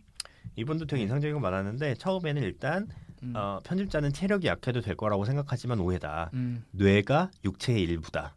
이런 얘기 되게 명확하게 맞아요. 잘 표현한 것 같아요. 저도 그렇거든요. 글을 써야 되잖아요. 저희가 네. 글을 써야 되는데 피곤하면 글이 안 나와요. 뇌가 육체의 일부예요, 확실히. 그래서 그 무라카미 하루키나 뭐 글 잘 쓰는 사람들 보면 굉장히 규칙적이고 건강한 생활 패턴을 갖고 있는 경우가 많아요. 맞아요. 그 김현수님도 그러시고 하루키는 마라톤? 마라톤 하시고 김현수 작가도 계속 달리기 하신다고 들었어요.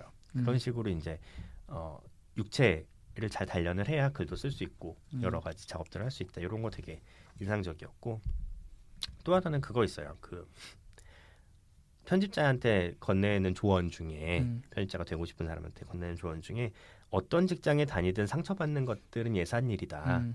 책을 만드는 사람이라고 하면 뭔가 굉장히 좋은 사람일 것 같고 책을 만드는 직장은 굉장히 좋은 직장일 것 같지만 그냥 직장이고 그렇죠. 여기도 이사간 사람이 있고 상처받는 일들이 있다. 이런 얘기 하시는 거 되게 인상적이었어요. 근데 저는 이분 그러니까 전반적인 책에서도 이런 얘기가 많이 나오지만 이분 걸 보면서 그걸 새삼스럽게 알았던 것 같아요. 편집자가 먼저 기획하고 책 내용을 이렇게 구성하고 싶다고 생각한 다음에 저자를 찾아서 글을 써달라고 요청한다. 이 프로세스에 대한 개념이 사실 별로 없었어요. 맞아. 모르는 그냥, 사람들이 많죠. 책은 저자가 자기가 쓰고 출판사에서 내주는 거 아닌가? 그렇게 생각하는 경우가 많더라고요. 편집자가 자기가 기획해서 요즘엔 이런 책이 먹힐 거고 이런 책이 필요해. 그래서 사실은 저자를 섭외하는 거예요. 그렇지. 틀을 먼저 만들어 되게 놓고. 디테일하게 기획안을 써서 저자를 섭외하는 거죠. 이렇게 해서 진행되는 책이 많은 거지. 많죠. 그리고 예전에 그 김하나님이라는 다른 에세이스트 지금 하시는 분이 여러 가지 방송들, 그러니까 팟캐스트 하시는 걸 들었는데 그분도 그런 얘기를 하셨거든요. 외국에서 뭐 여행 갔다가 이런 것들을 쭉 쓰고 계셨다고. 근데 편집자가 뭐 쓰자고 제안하지 않았는데 그냥 원고만 쓰고 있다 그랬더니 되게 많은 사람들이 놀랐다. 근데 오히려 그게 일반적이지 않은 거죠. 그게 좀 신기한 느낌이 좀 있었어요. 그럴 수 있겠네요. 그게 사실은 되게 일반적인 케이스고 맞아요. 그거의 반대쪽 극단에 있는 경우가 소설 정도가 그렇게 될 거예요. 근데 소설도 그 어느 정도 유명한 사람인 경우에는 출판사에서 제안하잖아요. 그런 경우도 많이 있죠. 그러니까 꼭 어떤 내용으로 써달라는 아니더라도 어떤 지면을 주면서 채워달라고 연재하도록 하는 거지. 그렇죠. 그렇게 되는 경우가 많죠. 아예 완전히 소설가든 누구든 처음으로 자기가 임의로 써서 하는 거는 첫 투고나 신춘문예나 뭐 이런 정도인 맞아요. 것 같아요. 정말 기획해서 이렇게 하는 경우가 되게 많죠. 심지어는 뭐 글이 약간 있다 그래도 어떤 저자들의 블로그나 뭐 다른 연재나 이런 데 글이 약간 있다 그래도 그걸 어떻게 묶어서 어떤 책으로 만들 것인지를 기획하는 건 결국 편집자의 역량이라서 그렇습니다. 그래서 이분 글이랑 보면서 편집자한테 제일 중요한 역량은 이 맨 앞쪽에 있나? 이런 생각도 좀 들었어요. 그럴 수도 있죠. 네. 실제로 어떤 책을 만들지 기획하는 단계가 제일 중요한 것 같다. 그리고 작가에게 그 글을 결국에 뽑아내서 글을 쓰게 만드는 게 제일 중요한 능력이 아닌가? 그렇지. 그래야 그 뒷단에 일이 생기니까. 맞아요. 그런 생각도 좀 들었어요. 맞아요. 그 아까 1인 출판사 대표하셨던 그분도 사실은 편집자 생활을 하면서 처음에는 교정교육 능력은 되게 부족하셨다고. 맞아요. 기획력이 되게 있으셨고 그래도 편집자로 살 수는 있는 것 같아요. 그리고 교정교육은 아웃소싱이 돼요. 그렇죠. 외주가 가능하죠. 기획은 그게 안 되지. 그치. 맞아요. 그렇습니다. 그리고 그 다음은 우리 이경남 북 디자이너님인데 아까 얘기했으니까 많이 얘기했죠. 이분은 넘어가고 그 다음 분은 박흥진님 출판 제작자입니다. 저는 이분도 좀 인상적인 부분이 많았어요. 우리가 제작을 잘 모르죠, 사실은. 그렇죠. 출판 제작자라는 단계를 잘 건너뛰고 생각하는 경우가 많죠. 그렇죠. 책은 그냥 나오는 것 같지.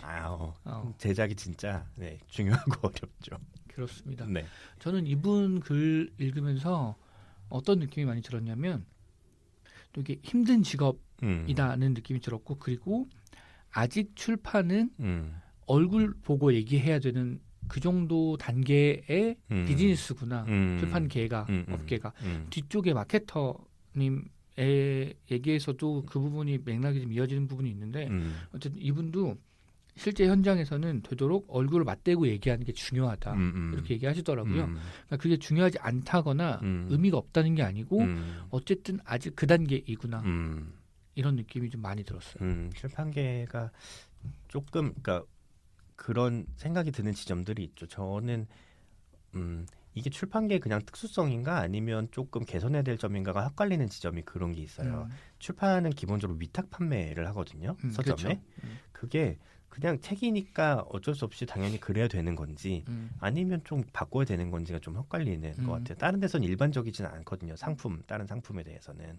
위탁 판매가 뭐냐면 그런 거죠. 만약에 핸드폰을 만들었으면 그걸 이제 소매상이 보통은 도매상에서 사가잖아요. 핸드폰을. 그래서 사갈 때는 50만 원에 사가고 사람들한테 팔 때는 100만 원에 팔고 그래서 그 차익인 50만 원을 내가 갖고 이게 이제 일반적인 건데 위탁 판매는 그게 아니라 일단 도매상에서 가져올 때는 공짜로 그냥 가져오는 거예요. 일단 가져와서 사람한테 팔고 판 다음에 그 이익을 몇 대 몇으로 나누는 거지 그제서야.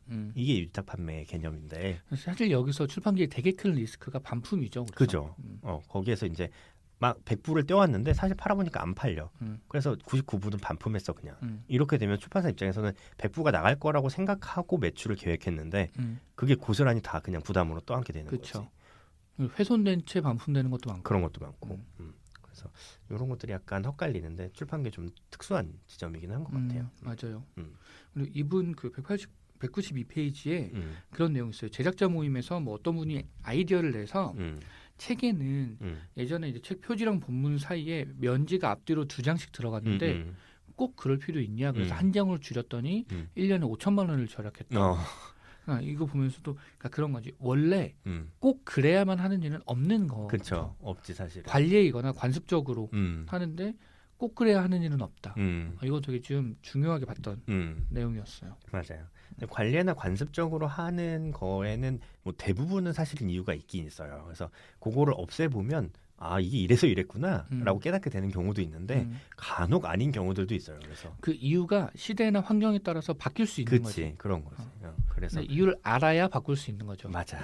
맞아요. 잘 점검해 보는 게 필요하고 아니면 과감하게 없애보는 것도 방법인 것 같아. 모르니까. 실제로 없애보고 무슨 문제가 일어나나? 아무렇지도 않네? 이런 거. 피터 드러커였나? 그랬던 것 같은데 그런 얘기 했던 것 같아요. 지식 근로자들한테 이 일이 필요한지 아닌지를 너무 모르겠다. 별로 안 중요한 것 같다. 그럼 일단 하지 말아보라고. 그래. 그런 거 필요하지. 사실 저는 가끔은 퇴고할 때 그걸 쓰기도 해요. 그 방법을. 어떻게 쓰시나요? 옛날에 저희 누구였지? 되게 유명한 작가인데? 맞추고 싶다. 유혹하는 글쓰기. 스티븐 킹. 스티븐 킹. 그분이 하신 얘기 중에 부사 쓰지 말아라 뭐 이런 얘기 있었잖아요. 문장은 되게 간결할수록 힘이 좀 있는 것 같아요. 막 꾸미는 것보다. 그래서 저는 써놓고 퇴고할 때 가끔 빼고 읽어봐요. 이 단어를 빼고 읽었는데 문장이 되나? 그럼 그걸 빼요 그냥. 물론 주어나 동사는 빼면 안 되지. 그건 빼면 안 되고 보기에 얘는 좀 주어 없는 문장도 있잖아요. 그렇지. 그런 것도 있지. 있는데 보다가 얘는 좀 의심스러운데 그러니까 나는 욕심껏 써놓은 거지. 요거를 여기다 넣어놔야 매우라든지 아주 빠르게라든지 이런 걸 넣어놔야 그 읽는 사람한테 감정이 전달이 잘 될 것 같아. 라는 욕심에 넣어놓은 거야. 근데 좀 의심스럽잖아. 다시 볼 때. 그럼 한번 빼봐요. 빼고 읽으면서 그래도 감정이 전달이 되나? 되네. 그럼 좀 아쉽지만 그냥 빼요. 훨씬 좋은 경우가 많더라고. 저도 참고를 좀 해보겠습니다. 그러니까 머리로는 아는데 실제로는 이렇게까지 써야 내가 무슨 의도로 썼는지가 잘 전달되지 않을까라는 생각을 하지. 그런데 그걸 빼는 게 그러니까 가끔은 그런 경우도 있어요. 제가 아주 빠르게라는 예를 든 이유가 아주 빠르게라는 문장 그 단어가 있음으로 인해서 문장의 호흡이 길어져요. 오히려. 그러면 읽는 사람이 아주 빠르게라는 느낌을 못 받는 거야. 오히려. 그거를 그냥 드러내고 그는 달렸다라고 하는 게 훨씬 빠른 느낌이 드는 거지. 그런 경우들도 있더라고요. 그렇군요.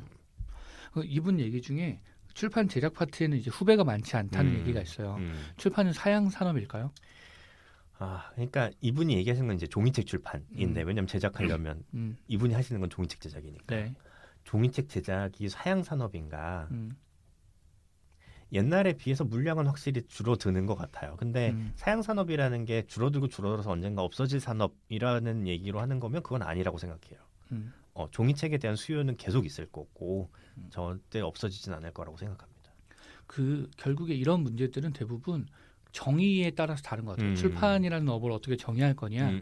말씀하신 것처럼 종이책 출판이라고 하면 쪼그라드는 건 맞다고 생각해요. 근데 앞으로 누구나 사람들이 많이 하는 예측이지만 출판이라는 업 자체가 변화할 거다. 사실 컨텐츠를 다루는 업이고 앞으로는 작가 매니지먼트나 이런 쪽으로 훨씬 더 강화가 될 거고 그러면 그런 거지. 출판이라는 업이 오히려 확장될 수도 있는데 출판계가 하는 일이 확장된다 그래서 그 안에 있던 다양한 업종에 종사하던 사람들이 모두 다 잘 되거나 이런 게 아니라는 거지. 그치. 이렇게 변하면 출판계 만약에 출판사는 돈 더 벌 수도 있죠. 그치. 하지만 출판 제작자는 줄어들 수도 있는 거죠. 그렇죠. 그런 거지. 이게 예전에 알쓸신잡 보면서 그 문선공 맞아. 얘기를 들었을 때랑 비슷한 느낌이었던 것 같아요. 책은 훨씬 많이 찍어내게 됐지만 문선공들은 그쵸. 일자리를 잃었죠. 그분들이 그거죠. 활자를 그때 찍어내는 데에는 그 글자의 틀을 하나하나씩 이렇게 조합해야 되는데 그걸 빨리 조합할 수 있는 기능을 가진 사람들이었는데 나중에 그 기술을 안 쓰게 돼서 컴퓨터로 대체하게 되면서 인력이 필요가 없어진 거죠. 그런 경우도 있을 수 있죠. 근데 제가 아까 얘기했듯이 그러니까 종이책에 대한 그 요구, 니즈는 사라지지는 않을 거라고 생각하거든요. 그럼 누군가는 제작을 알긴 알아야 돼. 아무도 모르면 종이책이 나올 수가 없으니까. 그러면 희소한 기능을 가진 몇몇 사람으로 남지 않을까 하는 생각이 들긴 들어요. 좀 안타까운 부분은 희소하다고 다 금전적으로 가치가 있는 건 아니라는 거지. 그건 그래. 근데 그렇게 되면 되게 아쉽지 진짜. 그러니까 만약에 내가 정말 좋은 종이책을 하나 내고 싶어. 근데 그 종이책을 만들 수 있는 사람이 아무도 없어. 그럼 너무 아쉬운 거지. 그쵸. 약간 얘기는 다르지만 얘기는 많이 다르겠네요. 많이 다르지만 그런 거 있어요. 제약회사들에서 돈이 안 돼서 안 만드는 약들이 있어요. 근데 그 약들이 왜냐하면 빈도수가 너무 적거든. 발병하는 사람이 너무 수지가 없어. 안 맞는 거죠. 근데 발병한 입장에서 그 약이 너무 필요한 거야. 그런 경우들이 있어요. 되게 딜레마인데. 근데 앞으로 기술이 더 발전하고 실제로 업계가 변하면 그것조차 극복이 될 수도 있지 않을까? 그럴 수도 있죠. 그러니까 POD라 그래서 맞춤형 출판을 하잖아요. 나는 파일 데이터를 가지고 있고 누가 주문하면 그때 찍는 거야. 근데 이게 조금 더 고도화되면 출판 제작자가 어떤 판형 이런 게 아니고 내가 그냥 컴퓨터로 어떤 판형에 뭐 표진 뭐 금박을 하든 뭘 하든 이렇게 세팅하면 그냥 바로 나와. 이렇게 될 수도 있을 것 같아요. 그럴 수도 있죠. 아니면 요 제작의 영역을 로봇이 대신할 수도 있지. 그럴 수도 있죠. 그렇게 되면 뭐 경제적인 타산이나 이런 거 생각하지 않아도 되겠죠. 참 어려운 생각이 좀 많이 들었습니다. 그렇습니다. 네. 다음은 문창훈님 출판 마케터의 마음이고요. 이분 인터뷰에서는 어떤 점이 좀 인상적이셨나요? 저는 아까 얘기했던 그 MD랑 기싸움 할 때 이 책이 좋은 책이에요에서 그치지 않고 어떤 책인 어떻게 팔 것인지에 대한 이야기가 있어야 된다. 235페이지에 있었던 것 같은데 그 내용이 가장 인상적이었던 것 같아요. 저는 아까 편집자가 먼저 제안한다 이런 경우가 있다는 거랑 또 하나 이 책에서 자주 나오는 얘기 중에 하나가 그러니까 출판계의 사람들과 일반 대중과의 괴리 얘기가 계속 나와요. 서울 서북부 감성. 이분이 그런 얘기를 하셨죠. 서울 서북부 감성. 네. 합정이나 파주 이쪽에 출판사들이 많이 모여 있어서 그 괴리가 있다. 그 1인 출판사 하시는 분도 실제 독자들과의 괴리를 걱정하시더라고요. 나이를 먹을수록 그런 거 있는 것 같아요. 그래서 나는 이거 되게 좋은 책이라고 생각하는데 실제로 팔리진 않고 나는 이거 유치하고 이게 뭐지 했는데 그런 책이 베스트셀러가 되는 이 괴리. 그래서 뒤에 나오겠지만 그 MD하는 박태근님은 잘 팔리는 책엔 미덕이 있다고 믿어야 한다라는 얘기를 하시죠. 맞아요.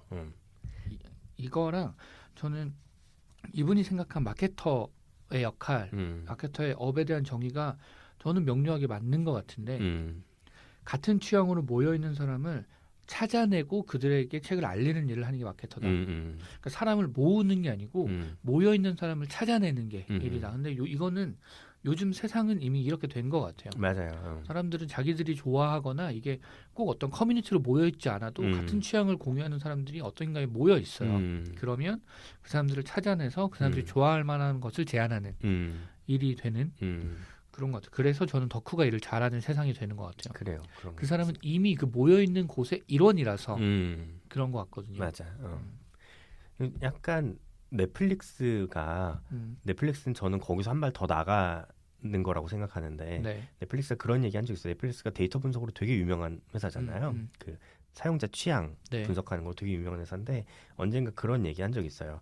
국가나 성별이나 나이로 클러스터를 나누는 건 아무 의미가 없다 이런 얘기를 한 적이 있어요. 그래서 그 사람들이 보기에는 그러니까 이 국가에 있는 이 성별의 이 나이의 사람이랑 전혀 다른 이 국가에 저 국가에 있는 이 나이의 이 성별의 사람이 취향이 똑같다는 거야. 그래서 취향으로만 묶으면 이렇게 그룹이 되는 거지. 근데 그거는 이제 온라인에서만 있는 거기 때문에 그 그룹에 있는 사람은 서로는 모르는 거야. 근데 네. 넷플릭스는 그 그룹을 임의로 정해서 그 사람들한테 알릴 수 있는 거지.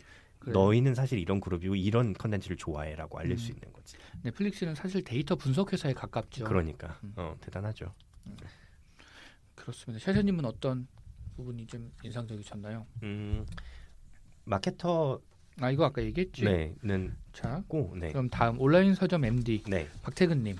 박태근님에게서 가장 인상적이었던 거는 그건 것 같아요. MD를 만나러 가면 보통 이제 사람들이 주눅이 든다 이런 식으로 많이 얘기를 하거든요. 왜냐하면 표정을 모르겠다. 갑이니까. 갑이니까. 뭐 그런 얘기 많이 하는데 나름 MD로서도 고충이 있구나라는 생각이 들었던 게 표정이 그렇게 좀 차가운 이유는 여기서 호오를 드러내 버리면 나중에 소통하는데 노이즈가 생긴다 이렇게 얘기를 하더라고요. 책임져야 할 일이 생긴다. 그래서 여기서 좋아하는 것 같이 막 했으면 지레 이제 김치국을 마시는 거지 그쪽에서. 근데 사실 여기서 내가 좋아하는 거는 그냥 개인적인 취향일 수 있거든요. 아까 공무님 잠깐 얘기하셨지만 기본적으로 직업인 MD라는 직업인으로서 자기의 태도는 잘 팔리는 책이 뭐 좋은 책이다까지는 아니어도 잘 팔리는 책에 미덕이 있고 자기는 그런 것들을 선별해야 될 의무가 있다라는 게 자기 태도인데 나는 그냥 이 책을 봤는데 너무 내 취향이야. 그래서 좋았어. 근데 저 출판사에서는 이거 밀어주겠구나라고 생각하시거든요. 사실은 그치. 아닌데. 맞아요. 그래서 표정을 좀 차갑게 한다. 이런 얘기 하시더라고요. 저는 이분 인터뷰에서 인상적이었던 게 그 인터뷰를 설명하는 은유 작가님 말 중에 그 선책 리더십이라 그래서 알라딘은 인문사회의 그런 역할이 있고 뭐 예스24는 경제 경영 이런 책이 잘 팔리고 그래서 뭐 궁극적으로 보면 타사에서 많이 나가더라도 처음 한 달은 인문도서 분야는 알라딘에서 되게 잘 된다. 그럼 그걸 보고 다른 서점들도 이 책 괜찮구나 이렇게 해서 따라한다는 거죠. 맞아요. 그런 리더십이 있다고 하고 저도 실제로 제가 트위터나 SNS에서 팔로잉하는 사람들을 보면 알라딘에서 사는 사람들이 되게 많아요. 맞아. 그쪽에 약간 트렌드 리더들이 많이 있죠. 맞아요. 사회적인 이슈나 뭐 이런 거에 대한 것도 그렇고. 맞아요. 인문 쪽이 워낙 그런 거니까. 그래서 그런 생각이 들었어요. 왜 그럴까? 물론 제가 알기로 그 알라딘 창업자 분이 사회운동했던 분이었던 거라고 들었던 것 같은데 아무튼 그런 맥락도 있을 거고 근데 사실은 MD 역할이 되게 중요하지 않았을까? 박태근 님이 한 8년 정도 지금 MD를 하고 계시는 것 같고 그전에는 그 지금 서평가로 활동하는 금정현 님이 MD를 하셨잖아요. 그래서 그러면 뭐 어쨌든 한 10년 정도는 될 텐데 이 사람들이 쌓아온 것들 때문에 그런 것들이 강해지지 않았을까 이런 생각도 사실 들더라고요. 맞아요. 그런 게 되게 신기하죠. 그러니까 완전히 경제적인 논리로만 보면 소비자 입장에서는 온라인 서점이 다를 게 1도 없거든요. 맞아. 가격 할인도 똑같고. 다 똑같아. 어디서 사든 뭐 경제 경영이라고 알라딘에서 못 살 거 아니고 인문서라고 예스24에서 못 살 거 아닌데 근데 그 출판사들이 말하자면 하는 브랜딩이 있는 출판사가 아니라 유통사들이 하는 브랜딩이 있는 거야 서점들이. 그렇죠. 알라딘 굿즈 같이. 그렇지.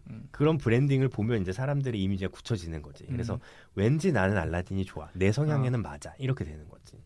맞아요. 이제는 내가 소비하는 곳이나 물건이 나를 드러내는 수단, 맞아요. 나의 만족감을 충족하는 수단, 그러니까 내가 사는 물건이 아니라 사는 장소가 그렇게 되는 시대라서 중요한 지점이 돼가는 것 같아요. 맞아요. 그래서 뒤에 나오지만 그 서점 창업하신 분도 그 공간을 어떻게 꾸밀 것인지에 대해서 굉장히 많이 고민을 하셨다고. 그래서 그 공간에 딱 맞는 가구 를 맞춤해가지고 제작하는 데만 예산의 3분의 1이 들었다고. 맞아요. 근데 자기는 그게 전혀 아깝다고 생각하지 않는다. 이 공간이 어떤 공간이 되고 이게 어떤 느낌을 주는지가 중요할 거기 때문에 그렇게 얘기하시더라고요. 그렇습니다. 자, 그러면 하고 싶은 얘기가 많지만 인터뷰하신 분들이 많아서 이제 마지막 분인 것 같고 네. 그 정지혜님 서점인의 마음입니다. 네네. 이분은 저는 보면서 그런 생각 딱 정리하자면 딱 그런 생각 들었어요. 이분 서점 운영 되게 잘하신다 이런 생각이 들었는데 그 이유가 뭐냐면 내가 가고 싶어. 이 그 추천? 네. 그 사적인 서점인데 네네. 뭐 어떻게 표현하시냐면 그러니까 처방전 책 주치의라고 처방 프로그램. 자기가 주치의가 돼서 병원처럼 병원에 주치의가 있잖아요. 그래서 네네. 동네 병원에 가면 나의 이런 병력을 알고 있고 그래서 이런 약은 쓰면 안 되고 이런 약은 써야 되고 이런 증상이 나타났을 때 이 사람은 이것 때문일 거고를 아는 사람이 있는데 마치 책에도 그런 존재가 되는 것처럼 가서 이제 상담을 받고 이런 때는 당신의 취향이랑 뭐 여기까지 걸어온 걸 고려하면 이런 책이 좋을 것 같아요라고 처방해주고 이런 프로그램을 하는 서점이에요. 그래서 아무나 들어갈 수는 없고 예약제로 운영되고 그리고 한번 처방 받는데 5만 원 정도의 돈이 들고 근데 저는 전혀 아깝다는 생각이 1도 안 들더라고요. 저는 약간 그런 생각이 들었어요. 이게 비즈니스 모델로 되게 좋다. 그리고 이게 그러니까 비즈니스 모델 자체가 훌륭하다기보다 기존에 서점에서 없던 모델을 실제로 그 상시적으로 돌아가는 모델로 만들어냈다는 게 좀 대단하다 그런 생각이 들었고, 근데 저는 아마 안 갈 것 같아요. 그래요? 저는 안 갈 것 같고, 그러니까 이게 별로라서가 아니고 저는 제가 고르는 걸 좋아해서 안 갈 것 같은 거예요.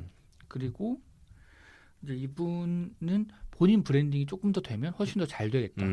골라주는 사람이 누군가. 예를 그치. 들어서 이동진 평론가가 골라주면 가겠지. 그래. 이런 것들은 필연적으로, 그러니까 꼭 대중적으로 유명해지지 않더라도 업계 내에서라도 좀 유명해지는 게 좋고, 이분은 어느 정도 그거는 본인이 달성하지 않으셨나는 생각도 좀 들고. 근데 저는 이제 이분 얘기에서 약간 그 뭐랄까 생각해볼 여지가 있는 그런 부분이 그거였어. 완전 도서전까지가 과연 필요한가 아닌가. 이분은 이제 완전 도서전까지가 필요하다는 입장이세요. 그리고 저는 이분이 그렇게 얘기하는 거 이해가 되거든요. 본인이 독립서점 그 작은 서점을 운영하시니까. 근데 독자 입장에서 과연 그게 좋은 것인가에 대한 질문에 대한 답을 못 찾겠어요. 아직. 그건 좀 어렵죠. 어렵지. 그냥 아주 단순한 논리로 내가 싸게 살 수 있어서 더 좋아 안 하는 게 뭐 이렇게 얘기하기에는 근데 그렇게 되면 내가 싸게 살 수 있는 양질의 도서가 점점 줄어들게 되는 건 아니야? 까지 나갈 수 있기 때문에 그리고 쉬운 논리 아니죠. 서점 동네 서점이라고 할게요. 동네 서점의 입장에서는 필요한 건 맞는데 동네 서점에서 그러니까 모두가 동네 서점에서 책을 사야 한다는 어떤 그게 꼭 맞는 거야라는 당위가 있는 건 아니잖아요. 꼭 동네 서점에서 사야 되는 건 아니에요. 그치. 근데 동네 서점이 주는 미덕이 있는 거지. 이 미덕을 살리기 위해서 여기에 한 번도 올 일이 없는 사람이 돈을 더 지불해야 되는 구조를 만드는 게 옳은 것인가. 그래. 이런 고민? 사실 가치 판단의 문제죠. 그 옳고 그름이 아니라 그러니까 약간 이건 취향의 문제이기도 한 것 같아요. 나는 그러니까 제가 그렇다는 얘기는 아니고 네. 예를 들어서 나는 그런 서점들이 작은 서점들이 많이 있는 게 훨씬 건강한 것 같고 좋아. 그래서 나는 기꺼이 그런 데를 살리기 위해서 돈을 쓰겠어라고 생각하는 사람도 있을 거고 나는 좀 더 그냥 편리하게 합리적인 가격에 사보는 게 좋아 라고 생각하는 사람도 있을 거고 이게 A 아니면 B로 나눠지기 어려운 게 예를 그치. 들어서 동네 서점 가는 게 좋아. 근데 내가 한 달에 책을 5권을 사요. 근데 매번 동네 서점에 못 갈 수 있잖아요. 그럴 수 있죠. 그럼 2권은 동네 서점에서 사고 3권은 저기서 사. 이런 사람들도 있을 수 있고 그리고 처음에 지금 도서점까지가 18개월 뭐 지났을 때 할인하고 이걸 없앤 거잖아요. 근데 이 지금 정도의 도서점까지가 나올 때도 그런 얘기들이 있었어요.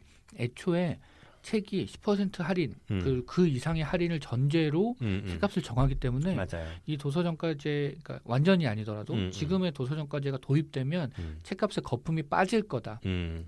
그 출판사들이 책 가격을 내릴 거다라고 얘기했어요. 그래서 독자에게도 도움이 된다. 하지만 그렇지 않죠. 전혀 그렇지 않았지. 그렇지 않죠. 그래서 사실 이거를 모든 물건은 책도 물건이잖아요. 네. 상품이고 모든 상품은 한번 올라간 가격이 내려오긴 힘들어요. 맞아요. 치킨 보면 알잖아요. 그리고 그래서 요즘은 오히려 책이 그러니까 SNS나 아니면 스마트폰 영향으로 사람들이 긴 글을 읽지 않는다. 그래서 소설도 경장편 그래서 더 얇고 작고 이렇게 나오잖아요. 그래서 그런 책들은 예전 책의 두께가 한 절반에서 3분의 1밖에 안 돼요. 그러니까 책값은 싸지. 근데 책값도 3분의 1이냐? 그렇지는 않은 거예요. 그렇진 않지. 그렇게 보면 싸진 건 아니죠. 그래서 이런 여러 가지가 엮여 있어서 그리고 저는 하지만 동네 서점이 잘 됐으면 좋겠거든요. 근데 갈 시간은 없어요. 그러니까 되게 여러 가지 딜레마가 좀 엮여 있는 것 같아요. 맞아요. 사실 직장인들이 동네 서점을 가기는 어렵죠. 언제 갈 거야? 사실 동네에 없어요 별로. 뭐 홍대나 이런데 뭐 그런 핫한데 모여 있지. 맞아. 동네에 별로 없죠. 맞아요. 그렇습니다. 우리 이렇게 또 여러 가지 얘기를 해봤습니다. 예. 그럼 마지막으로 우리 출판하는 마음에 대한 음. 자기 생각 총평 간단하게 해볼까요? 저는 일단은 굉장히 추천할 만한 책이라고 생각하고 이유는 재밌어요. 안에 이유, 뭐 의미가 어떻고 생각할 지점이 어떻고 간에 네. 페이지 터너라고 하죠. 소설에 쓰는 얘기기는 한데 저는 굉장히 기대하면서 계속 읽게 되는 네. 책이었고 너무 재밌어서 한번 읽어보실 만한 책이라고 생각합니다. 저도 우리 방송을 들으시는 분이면 아마 책에 관심이 있는 분일 거예요. 그러면 이 책이 어떻게 만들어지는지 실제 과정이나 업에 대한 얘기를 듣고 나면 책이 조금 더 특별하게 보일 수도 있고 조금 더 책을 읽을 때 그 복합적인 것들을 생각하시면서 읽으실 수 있을 것 같아서 좋을 것 같고 업에 대한 얘기를 저희가 지금 소개하지 않은 실제 이 업에서 하는 일들을 디테일하게 적어놓은 부분도 많아요. 네, 그래서 맞아요. 읽어보시면 감정뿐 아니라 실제 지식에도 도움이 좀 많이 되는 그리고 만약에 출판계를 생각하고 계시는 분이 계시다면 읽어보고 오지 않는 걸로. 그래요? 네. 네, 아닙니다, 여러분. 출판계 좋은 곳인데 참 해결해야 될 문제들이 많죠. 문제가 많은 것 같아요. 그런 문제는 그렇습니다. 출판사를 차려서 해결하는 걸로. 네, 그렇습니다. 여기까지 은유 작가님의 출판하는 마음이었고요. 네. 저희 다음 이 책은 샤샤님의 고르실 차례입니다. 네. 어떤 책인가요? 저는 그 소설을 좀 읽어야겠다라고 말씀하시고 계속 인터뷰집을 고르시는 공고님을 위해서 네. 공고님을 위해서 제가 소설을 골라왔고요. 네, 감사합니다. 네. 이번에 저희가 같이 읽을 책은 그리고 신은 얘기나 좀 하자고 말했다. 이거 제목 어디서 들어본 것 같은데? 나름 유명한 책이에요. 소설이고요. 네. 독일 분이 쓰신 소설인데 네. 한스 라트라는 분이 지으셨고 박종대님이 번역하신 책입니다. 열린 책들에서 나왔고요. 되게 재밌는 내용이어서 같이 보면 재밌을 것 같아요. 알겠습니다. 네. 자, 이제 저희 이 책 방송을 마무리할 시간입니다. 네. 자, 샤샤님 오늘 방송 어떠셨나요? 방송 되게 좋았는데 여기 이제 인터뷰집에 실린 모든 분들이 다 이제 주옥 같다 보니까 다 소개해야 되겠다 싶어가지고 얘기하다 보니까 시간이 너무 많이 길어졌네요. 그러네요. 그게 좀 아쉽고 듣는 분들이 너무 지루하다고 생각하지 않으셨을까 살짝 우려가 되고 우리 다음 방송 이걸 어떻게 하지 뭐 이런 생각도 살짝 드는데 시간이 없어서 네. 하여튼 근데 얘기하는 게 너무 재밌어서 시간 가는 줄 몰랐던 것 같습니다. 저도 그런 면이 있었던 것 같고 그런 고민은 항상 되는 것 같아요. 책 내용을 어디까지 설명해드리거나 소개해드리는 게 좋을 것인가. 근데 이제 얘기하다 보면 우리도 신나고 재밌으면 그러니까. 얘기하게 되는 거지 뭐 이런 생각? 그리고 여기 나온 분들 다 소개했는데 한 분만 소개 안 하면 그분 삐지시잖아. 맞아, 얼마나 서운하겠어요. 어떡할 거야. 그분도 되게 중요한 일 하시는 분인데. 그럼. 그렇습니다. 이렇게 오늘 이 책은 정리가 될 것 같고요. 네. 저희는 다음 시간에 이제 이 글 네. 마음에 대한 네, 글을 그렇죠. 써기로 했죠. 네. 이 글로 돌아오도록 하겠습니다. 네. 지금까지 함께해 주신 청취자 여러분, 오늘도 좋은 일상 만드세요. 감사합니다. 감사합니다.